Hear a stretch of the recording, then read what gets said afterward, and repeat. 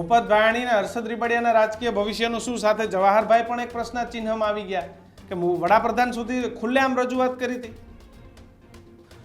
કિશનભાઈ, જેનું આર્થિક ભવિષ્ય સમૃદ્ધ થઈ ગયું અને રાજકીય ભવિષ્યની ચિંતા ઓછી છે. અચ્છા, હા, એ બધું તો થયા કરે. તમારે જો આમાં તો નાણા વગરનો નાથ્યો અને નાણે નાથા લાલ. પૈસા હોય તો બાકી બધું ક્યાં હજી બોર્ડ નિગમ નથી તો એમાંય થઈ શકે. રાજકીય ભવિષ્ય એટલે તમે વિચાર કરો, કોઈ એવી ચર્ચા કરે છે કે ભૂપત ભાયાણી કે હર્ષદ રીબડિયાનું રાજકારણમાંથી સ્ટેપ ડાઉન થવું એ વિસાવદરને નુકસાન જેવું કોઈ નહીં. ભાયાણીનું શું થાય, ભૂપતભાઈનું શું થાય, હર્ષદભાઈનું, એટલે આ બધાએ પોતાનું જ કર્યું એ તો વાત છે. જનતાનું શું થાય એ પ્રશ્ન હોવો જોઈએ ને. તો જનતાને તો ખબર છે કે ભાઈ અઢી વર્ષ પહેલા મેં તમને ટિકિટ આપી, તમને મત આપ્યો તો ક્યાંય ગયો અમારો મત? આ પાછી ચૂંટણી હું કામ આવી? તમે ઠેકી ગયા એટલે. તમે જો ન ઠેકી ગયા હોત તો ચૂંટણી કરવાની નોબત જ ના આવી હોત. એટલે કોઈ કોઈના ભવિષ્યની પોતે દરેક પોતાના ભવિષ્યને રડતા હોય છે. એટલે એનું આર્થિક ભવિષ્ય બિલકુલ એક પ્રકારનું સેટિંગ હતું એવું માનીને ચાલવું. જગદીશભાઈ, અત્યારે કિરીટભાઈ ટિકિટ મળી ત્યારે જુઓ, મોઢા લોકો તો આવું 100% કહે છે.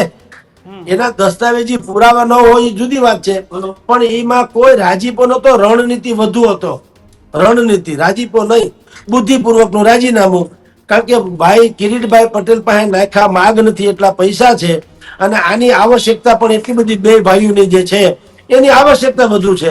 તો મારી પાસે પાત્ર હોય ને તમારી પાસે પૈસો હોય તો મારું પાત્ર ભરી દે, વાત થાય પૂરી. એટલે આ બંને ભાઈઓ શું કામ રાજીનામું આપ્યું કે શું કામ ગાય જેવા થઈને બેહી ગયા એ આપણે કેવું પડે એવું નથી. એટલું તો દીવા જેવું સ્પષ્ટ છે. નહીં તો ઉરલે નહીં. તમે જો ટિકિટની ડીલ કરીને આવ્યા હો, તમે પક્ષાંતર કર્યું છે તો શું બેઝ ઉપર કર્યું હોય? તમે કઈ હવે એમ માનો તો હાલો મને તમે અંધકારમાં નાખી દેજો, હું હવે ભારતીય જનતા પાર્ટીને સમર્પિત થઈ જાઉં, એવું હોય નહીં. પણ હા, બસ તો એને જે જોતું બિલકુલ. એટલે આ સ્થિતિ છે. આ લડત જે છે ભારતીય જનતા પાર્ટી વર્સિસ ગોપાલ ઇટાલિયાની થવાની, વિસાવદરની.